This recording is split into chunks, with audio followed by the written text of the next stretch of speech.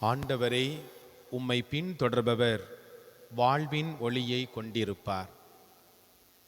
ஆண்டவர் இயேசுவில் அன்பு நிறைந்த சகோதர சகோதரிகளே, திருவருகை காலத்திலே கிறிஸ்துவின் பிறப்புக்காக தயாரித்து கொண்டிருக்கக்கூடிய இந்த நாளில் இன்றைய வழிபாட்டு வாசகங்கள் நமக்கு கொடுக்கக்கூடிய அழைப்பு, ஆண்டவருடைய கட்டளைக்கு நாம் செவி கொடுக்க வேண்டும், ஆண்டவருடைய கட்டளை ஏற்றி அதன்படி செயல்பட வேண்டும் என்று சொல்லி இரண்டு விதங்களில் நமக்கு அழைப்பு கொடுக்கின்றது.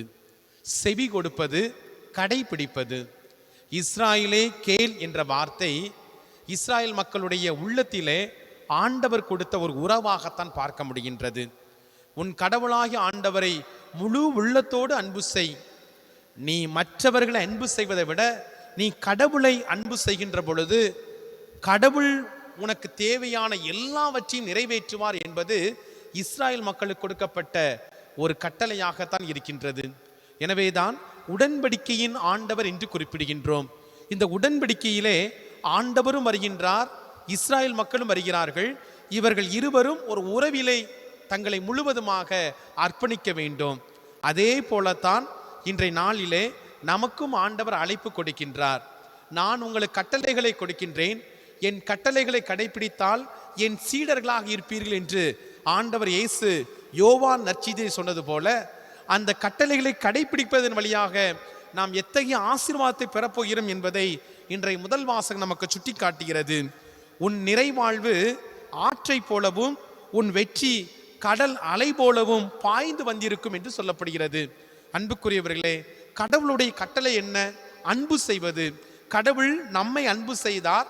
கடவுளிடமிருந்து பெற்றுக்கொண்ட அந்த அன்பை நாம் பிற மக்களிடத்திலே முழுமையாக கொடுக்கின்ற பொழுது இந்த உலகம் அன்பு என்னும் வலை பின்னால் பின்னப்பட்டிருக்கும் என்பதை நாம் உணர்ந்து கொள்ள முடியும். எனவேதான் இன்றைய திருப்பாடலிலே நாம் பார்க்கின்ற பொழுது நற்பேறு பெற்றவர் யார்? ஆண்டவருடைய சொல்லின்படி நடக்கூடிய மனிதர்கள், ஆண்டவருடைய வார்த்தையை ஏற்றுக்கொள்ளக்கூடியவர்கள். அவர்கள் நீரோடை ஓரம் நடப்பட்ட மரங்களைப் போல செழித்து வளரக்கூடியவர்கள், பருவ காலத்தில் கனி தந்து என்றும் பசுமையாக இருக்கக்கூடிய அந்த மரத்துக்கு ஒப்பாவார்கள் என்று சொல்லப்படுகிறது. நாம் கடவுளுடைய வார்த்தையை ஏற்றுக்கொள்ள வேண்டும். கடவுள் நமக்கு சொல்லக்கூடிய வார்த்தை என்ன, அவருடைய திருவுளம் என்ன, அவருடைய சித்தம் என்ன என்பதை உணர்ந்தவர்களாக இந்த திருவருகை காலத்திலே நம்மையே நாம் அர்ப்பணிக்கின்ற பொழுது இம்மானுவேல், கடவுள் நம்மோடு, அந்த தெய்வீக பிரசனத்தை நம்முடைய வாழ்க்கையிலே உணர முடியும். இந்த உலகத்திலே மனிதன் எதை நினைத்து கொண்டிருக்கிறான்? எப்படியாவது வாழ்க்கையிலே முன்னேறி வர வேண்டும் என்று நினைக்கின்றான்.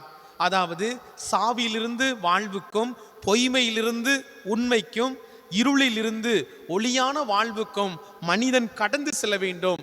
இதுதான் எல்லா மனிதருடைய ஒரு நினைப்பாக இருக்கின்றது. இதைத்தான் எல்லா மதமும் தங்களுடைய மொழிகளிலே போதித்து கொண்டிருக்கிறது.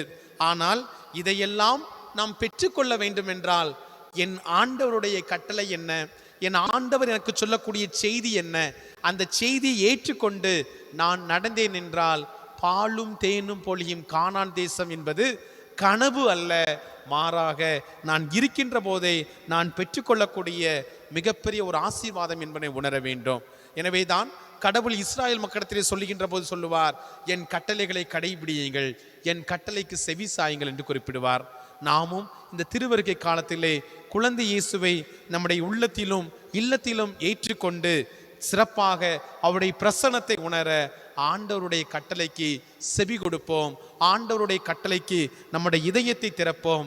மாரநாத்தா, எம் ஆண்டவரே வாரும். ஆமேன்.